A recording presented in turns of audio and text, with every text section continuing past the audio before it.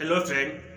Online classes पर आप सभी लोग का खैर मकदम। दोस्तों, मैं आज एक अहम टॉपिक पर सीआरपीसी पर चर्चा करने वाला हूँ। सिविल प्रक्रिया संहिता पर चर्चा करने वाला हूँ। सिविल प्रक्रिया की संहिता में जो है आपको समरी सूट यानी समरी सूट आपको कहाँ बताया गया है, उसके कितने नियम हैं। आप ये जानते हो कि समरी सूट क्या है, समरी सूट कौन सुनेगा। ये संक्षिप्तवाद जो हिंदी में कहते हैं संक्षिप्तवाद, वो कौन न्यायालय सुनेगा। तो ये खासकर बात ये है कि ये सारी प्रक्रिया जो है कहाँ बताया गया है, तो आपको ये दिमाग में होना चाहिए, माइंड में होना चाहिए कि ऑर्डर 37 में बताए गए हैं। कितने नियम हैं, तो आपको ये जानकारी होनी चाहिए। 1 से लेकर जो है इसमें 7 नियम बताए जाते हैं और 7 नियम बताए जाते हैं। और सीआरपीसी में आप कहीं जाएंगे तो सीआरपीसी में आप कहीं ये सुने होंगे समरी सूट। तो जैसे सीआरपीसी में चार प्रकार के ट्रायल बताए गए हैं। सेशन ट्रायल बताए गए हैं, वारंट ट्रायल बताए गए हैं, उसके बाद मजिस्ट्रेट ट्रायल बताए गए हैं, उसके बाद में आपको क्या बताया, समरी ट्रायल। तो वहाँ 260 से लेकर 265 तक बताया गया है। और सीपीसी में जो है ऑर्डर 37 में बताया गया है। इतना बात आपको क्लियर है नियम 1 से लेकर 7 तक। अब इसके बैरेक्ट पर आते हैं। तो बैरेक्ट कहता है कि ऑर्डर जो है स्पेशल ऑर्डर जो है बैरेक्ट पे कहते हैं समरी प्रोसीजर। यानी पहला रूल ये कहता है court and classes of suit to which the order is apply. यानी ये कोर्ट की बात करता है कि वो न्यायालय और जो सूट होंगे उन्हें 2 क्लास में ये आदेश लागू होगा, 2 क्लासेस के लिए आदेश लागू होगा। तो पहला क्या है, यानी पहला ये क्या है कि हाई कोर्ट, जो हाई कोर्ट होता है यानी उच्च न्यायालय, सिटी सिविल कोर्ट यानी नगर न्यायालय, और कोर्ट ऑफ स्मॉल काजिस यानी लघु वाद न्यायालय। इसके बाद में आपको अन्य कोर्ट के बारे में बताया गया, अदर कोर्ट के बारे में। अब देखते हैं कि इसके बारे में और क्या कहता है। और ये देखते हैं कि संक्षिप्तवाद को संस्थित किया जाना,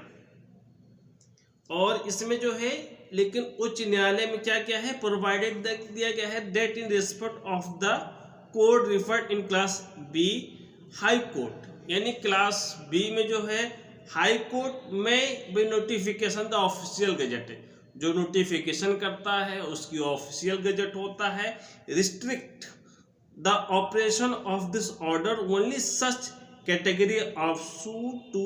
डीम्स प्रॉपर। यानी जो हाई कोर्ट है, वो जो खंड है बी में जो स्पेसिफिक न्यायालय है, उस न्यायालय के बारे में यानी जो नोटिफिकेशन होगा, नोटिफिकेशन क्या हो, गजट पर जो होगा ऑफिशियल गजट यानी राजपत्र पर, और उसके जो आदेश होंगे, जो आदेश के जो ऑर्डर्स होंगे, उसके ऑर्डर्स के जो है परिवर्तन के लिए, वादों के लिए जो है केवल ऐसे, यानी जो है इसके तरीके क्या है कि यहाँ रिस्ट्रिक्शन लगाता है, केवल ऐसे रिस्ट्रिक्ट करता है the operation of this order only to such categorise of suit as it deem proper होना चाहिए, एच डीम प्रॉपर होनी चाहिए, ये बात कहता है। यानी कि ऐसे पर निर्बंधन कर सकता है जो वो प्रॉपर समझे, यानी जो उचित समझे, और उस आदेश के प्रवर्तन के अधीन लाए जाने वाले वादों को परवक समय समय पर जो है ऑफिशियल गजट पर जो है नोटिफिकेशन के माध्यम से जो है जो मामले हैं, वो परिस्थितियाँ हैं, उसे जो है निर्बंधित कर सकेगा, रिस्ट्रिक्ट कर सकेगा, या जो है इनरोज कर सकेगा यानी बढ़ा सकेगा, या उसमें जो है चेंजिंग कर सकेगा यानी फेरफार करेगा, जो कोर्ट उचित समझे, ये कहता है। अब ये subject to the provision of sub rule 1, यानी जो the order apply to the following class of suit namely, यानी उपनियम 1 के अधीन उपबंधों के अधीन रहते हुए आदेश जो है निम्नलिखित वादों के वर्गों को लागू होगा। यानी अर्थात क्या है, यानी क्या क्या इसमें लागू होंगे, यानी 1 के उपनियम 2 में क्या क्या कौन कौन से मुकदमे आप लेके जा सकते हैं स्मॉल काजिस कोर्ट में, जो कौन कौन से मुकदमे सुनेंगे, इस पर हम जोर देते हैं। तो इसमें कहता है उपनियम 2 में जो है पहला ए कहता है, एक कहता सूट ओपन यानी suit upon bills of exchange, हुंडी एंड प्रोमिजरी नोट, यानी विनियम पत्र, हुंडिया और वचन पत्र के आधार पर वाद, जो बिल ऑफ एक्सचेंज होता है, हुंडी होता है और उसके बाद में वचन पत्र होता है, ये भी ग्राउंड्स है। बी ग्राउंड्स क्या कहता है, suit in with the plaintiff seeks, क्या है सी मांगता, क्या मांगता है, सीक्वली रिकवरी ऑफ डेब्ट, यानी ऋण बकाया, कर्ज बकाया और लिक्विडेटेड डैमेजेस, जो परिनिर्धारित क्षतिपूर्ति हो। और उसके बाद में कहता है in money of payable of by defended money, यानी जो है कोई मनी हो पेबल हो, यानी suit for recovery, suit for money यहीं पर जाता है, पेबल और डिफेंडेड, विथ और विथआउट इंटरेस्ट के, यानी ब्याज भी हो या ब्याज के बगैर हो। यहाँ जो है उस क्राइटेरिया जो अराइज करता है वो, यानी अराइजिंग जो क्या है रिटर्न कॉन्ट्रैक्ट में है, क्या कोई रिटर्न कॉन्ट्रैक्ट है या कोई और इनएक्टमेंट हुए, sum sought be recovered is fix sum of money हो, कोई कुछ मनी हो, और इन द नेचर ऑफ, ये कोई ऋण का हो, नेचर ऑफ देन हो, पेनल्टी हो, कोई भी ऋण हो या पेनल्टी दिया गया हो, और ये गारंटी हो, कोई प्रतिभूत हो, वेयर द क्लेम अगेंस्ट, जो है क्लेम किसी के विरुद्ध जो है, principal in the respect of debt और लिक्विडेटर डिमांड ओनली। फोर्थ बात करता है suit for recovery receivable institute by any assign of a receiver, यानी प्राप्त करने वाले योग्य व्यक्ति जो है किसी समनोदेशित द्वारा संस्थित करने के योग होते हैं, ये बताता है। अब इसकी प्रोसीजर क्या है, समरी सूट की प्रोसीजर क्या है, समरी सूट में ये बता दिया कि इन ग्राउंड्स के जो है सूट दाखिल होते हैं, और उसके बाद में इसके प्रोसीजर क्या है, प्रोसीजर क्या है वो 2 में बताया गया है। इंस्टीट्यूशन ऑफ समरी सूट, पहला कहता है ये suit to be this order apply में if plaintiff desire to proceed hereunder we institute be presenting a plaint which shall contain, यानी यदि किसी वाद का जिसे यह आदेश लागू होता है, ये ऑर्डर अप्लाई होता है, इसके अधीन चलने वाली वांछा करता है, जो इसके अधीन चलने वाली क्या है वांछा करता, तो ऐसे वाद पत्र उपस्थित करके संस्थित किया जाएगा जिसमें निम्नलिखित बातें होंगी। पहला क्या होगा, specific averment to the effect that suit is filed under this order, यानी इस आशय का विनिर्दिष्ट प्रकथन और इस आदेश का फाइल किया जाएगा, कोई स्टेटमेंट है उसको फाइल किया जाएगा, इसके इस आदेश के अधीन ही फाइल किया जाएगा। बी कहता है डेट नो रिलीफ, क्या कहता है, that no relief which does not fall within the ambit of this rule has been claimed in the plain end, यानी ऐसे किसी अनुतोष का दावा वाद पत्र में नहीं किया जाएगा, ऐसे किसी अनुतोष का दावा वाद पत्र में नहीं किया जाएगा जो इस नियम के विस्तार के अंतर्गत नहीं आता, जो इस नियम है इस विस्तार के अंतर्गत नहीं आता है। सी कहता है the following inscription immediately below the nature of the suit in the title of suit namely, यानी वाद के शीर्षक वाद संख्या ठीक नीचे निम्नलिखित अंतर्लेखन होना चाहिए, यानी सिविल प्रक्रिया संहिता के आदेश 37 के अधीन होना चाहिए, और वाद का जो है the summon of the suit shall be in form number 4 appendix B और in such other form as may be time to time prescribed, यानी कि ये समन का जो है वाद में जो समन होंगे उसके जो फॉर्म नंबर 4 होंगे, अपेंडिक्स बी होंगे, इन सच अदर फॉर्म्स एज में भी टाइम टू टाइम जो है प्रिस्क्राइब किए जाएंगे, ठीक टाइम टू टाइम कोई नियम हो जो है वो विहित किए जाएंगे, इसकी बात करता है। तीसरी बात कहता है the defendant shall not defend the suit referred to in subsection rule 1 unless the inter an appearance in a default of his entering entering an appearance and allegation in the plaint shall be deemed to be admit, and the plaintiff shall be entitled to a decree for any sum not exceeding the sum mentioned in the summons, together with interest at any rate specified any up to date of the decree, and such sum or cost as may be determined by the High Court for the time to time by rules made in that behalf, and such decree may be executed forthwith। यानी 3 में ये कहता है कि प्रतिवादी उपनियम 1 जो defendant होगा, जो सब रूल 1 के तहत जो है स्पेसिफिक जो है सूट में जो है डिफेंस तब तक नहीं करेगा जब तक वो हाजिर नहीं होता है, और हाजिर होने में जो है वो क्या करता है, डिफॉल्ट होने पर या जो है प्लेंट के जो है स्टेटमेंट को एडमिट कर लिए गए हैं तो ये समझे जाएंगे कि जो वादी है स्पेसिफिक दर पर यानी स्पेसिफिक रेट पर, यदि कोई हो यानी कोई भी हो, वादी और प्रतिवादी यानी कोई भी हो, यानी कोई भी हो, डिक्री के तारीख तक ब्याज सहित या किसी से राशि के लिए जो समन में मेंशन राशि से अधिक ना हो, जो समन है उस मेंशन से क्या है राशि जो है अधिक ना हो, खर्च की ऐसी राशि के लिए जो उच्च न्यायालय इसमें जो है प्रेस्क्राइब्ड किए गए हैं, नियमों द्वारा समय समय पर जो है डिटरमाइन किए गए हैं, डिग्री पाने का हकदार होगा, और ऐसे तत्काल जो है एजुकेटेड यानी निष्पादित की जाएगी। ठीक है, अब बात ये करता है कि इसके 3 में क्या कहता है, procedure for the appearance of defendant की बात करता है। यानी जो सब रूल 3 में जो है क्या कहता है, सॉरी सब नहीं, ये नियम 3 में क्या कहता है, इसमें हाजिर होने की बात करता है कि प्रतिवादी कैसे और समझात होगा, नहीं होगा तो ऑर्डर 5 जैसे समन हम भेजे जाते हैं, तो उसके जगह पर जो है स्पेसिफिक यहाँ बना दिया गया है जो ऑर्डर 3 में बनाया गया है, सॉरी नियम 3 में बनाया गया है, और जनरल में जो है ऑर्डर 5 में बनाया गया है। तो मेरे कहने की बात है कि मैं इसको भी देख लेता हूं। ये in suit to which this order applied the plaintiff shall together with the summon under rule 2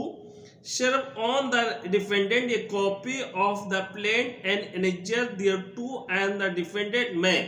at any time within 10 days 10 days पर आप जो है हाईलाइट कर लीजिए, 10 days of such service enter an appearance either in person or by pleader, and in either case he shall file in court an address for service of notice of him। यानी कि defendant के appearance के लिए procedure की बात करता है कि किसी ऐसे सूट जिसे ये ऑर्डर में जो है अप्लाई होता है, प्लेंटिफ या डिफेंटिव पर जो है सूट उसके जो है सब नियम के अकॉर्डिंग नियम 2 के अधीन समन के साथ तामील करेगा, जिसके यानी उपबंधों के पत्र नियम 2 के अधीन जो है समन के साथ क्या करेगा, तामीला करेगा, और प्रतिवादी ऐसे तामील को 10 दिन के भीतर जो है डिफेंडेंट जो है 10 दिन के भीतर किसी भी समय यानी 10 दिन के भीतर किसी भी समय और समय यानी सेल्फ या प्लीडर यानी वकील हाजिर हो सकेगा, या दोनों दशाओं में उसमें सूचना की तामील के लिए पता न्यायालय में फाइल करेगा। ये बात पहली कहती है। दूसरी कंडीशन ये कहती है कि अनलेस अदरवाइज ऑर्डर्ड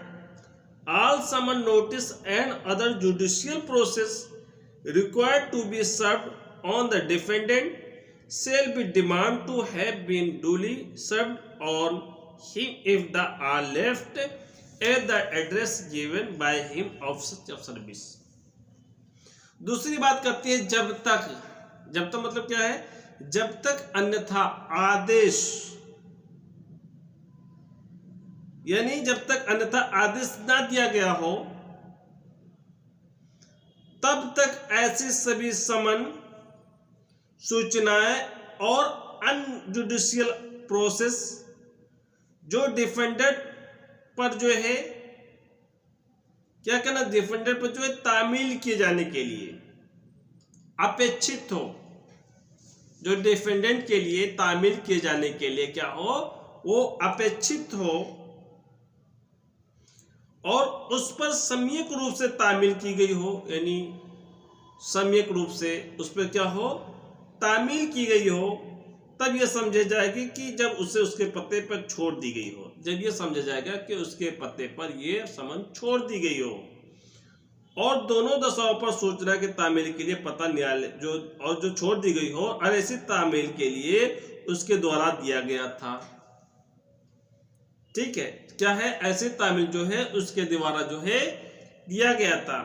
अब यहाँ तीसरी पॉइंट ये कहता है on the day entering the appearance notice of such appearance shall be given by defendant to the plaintiff's pleader,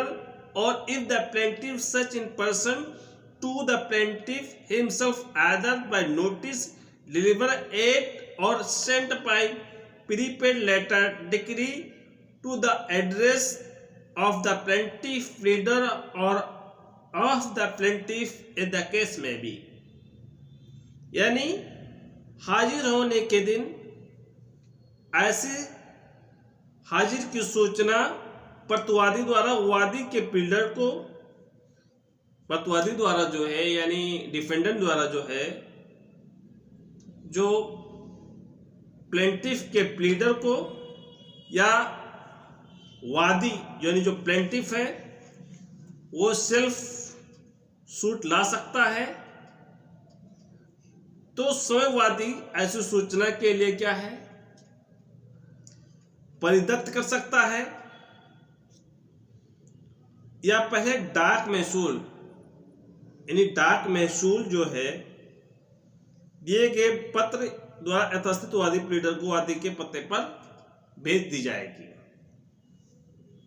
अब 4 ये बात कहता है कि प्रतिवादी यदि प्रतिवादी हाजिर होता है तो उसके पश्चात वादी प्रतिवादी के निर्णय के लिए समन के जो है appendix B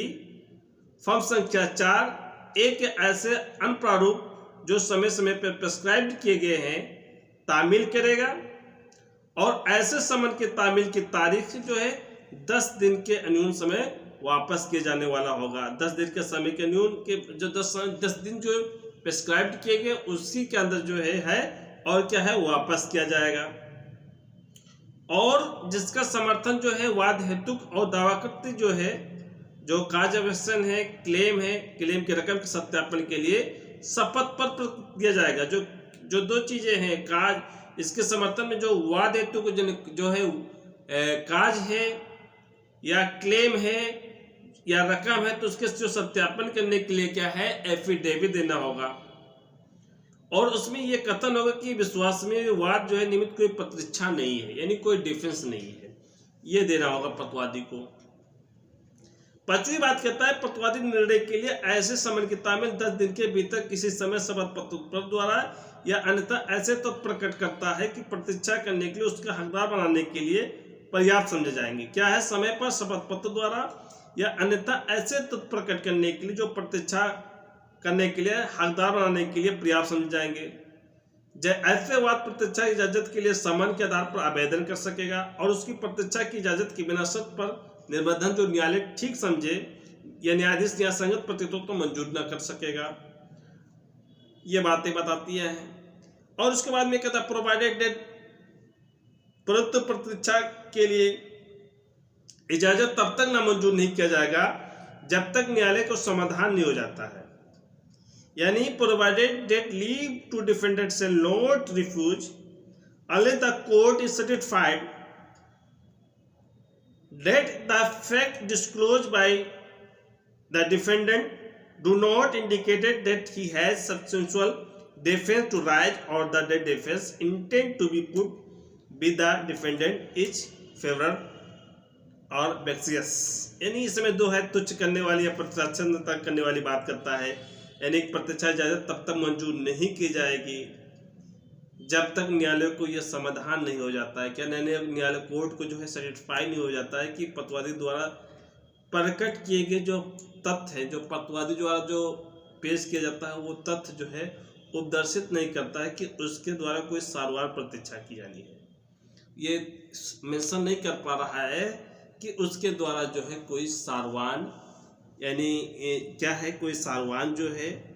substantial defence to rise नहीं कर पा रहा है, या प्रतिवादी द्वारा किए जाने वाले आश्रित प्रतीक्षा क्या है, तुच्छ या तंग करने वाली है।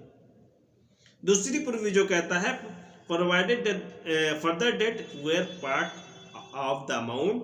Claim by the plaintiff admit by the defendant to be due from his leave to defence the suit shall not be granted unless the amount so admit to be deposit by the defendant in court. यानी परंतु ये जहां वादी का जो claim है रकम का कोई भाग, यानी वादी द्वारा दावाकृत के रकम का कोई भाग जो है प्रतिवादी उससे शोध होना स्वीकार कर लिया जाता है, और प्रतीक्षा के लिए जब तक मंजूर नहीं किए जाएंगे जब तक उसके शोध होने के लिए स्वीकार की गई रकम प्रतिवादी न्यायालय में जमा कर दी गई। सिक्स की बात करता है at the hearing of such summon for judgement, यानी निर्णय के लिए समन की सुनवाई का समय, जो निर्णय है, निर्णय के लिए जो समन है उसकी सुनवाई का समय कैसे होगा। तो इसमें एक कहता है if the defendant has not apply for leave to defend और if such application has been made and is refuse the plaintiff shall be entitled to judgment forthwith. यानी ये प्रतिवादी जो डिफेंडेंट है डिफेंस करने के लिए इजाजत के लिए आवेदन नहीं किया है, अपनी डिफेंस करने के लिए इजाजत के लिए आवेदन नहीं किया है, और यदि ऐसे आवेदन किया गया है, क्या है, ऐसे कोई एप्लीकेशन दिया गया है और नामंजूर कर दिया गया है, तो तत्काल निर्णय का हकदार हो जाएगा। क्या है वो तत्काल इमीडिएटली जो है जजमेंट का हकदार होगा। क्यों हकदार होगा, यानी प्रतिवादी जो है प्रतीक्षा करने के लिए आवेदन नहीं किया, डिफेंस करने के लिए जो है प्रतीक्षा नहीं किया गया, यदि ऐसा आवेदन किया गया है और नामंजूर कर दिया गया है, उसने कोई आवेदन किया भी है और क्या है नामंजूर कर दिया गया है, तो वादी को क्या है, वादी को तत्काल निर्णय का हकदार हो जाएगा। ठीक है। और दूसरी बात ये कहता है कि यदि प्रतिवादी पूर्ण दावे या किसी भाग के दावे को प्रतीक्षा करने की अनुज्ञा दी जाती है, तो न्यायालय या न्यायाधीश उस निर्देश दे सकेगा कि वो प्रतिभूत के समय भीतर जो न्यायालय न्यायाधीश के नियत किया जाए, और न्यायालय न्यायाधीश द्वारा निर्दिष्ट समय के भीतर ऐसा प्रतिभूत देने में या अन्य निर्देश पालन करने में न्यायालय के न्यायाधीश के द्वारा दिए गए न्यायालय पर असफल होने पर वादी को तत्काल निर्णय का हकदार होगा। यानी कहने का मतलब ये है कि if the defendant is permitted to defence at the whole, यानी कुछ और any part of the claim,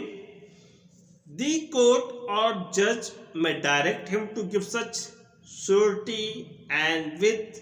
such time as may be fixed by the court or judge and that on failure to give, क्या करता है, on failure to give such security within time specified by the court, judge or carry out such other direction as may be have given by the court,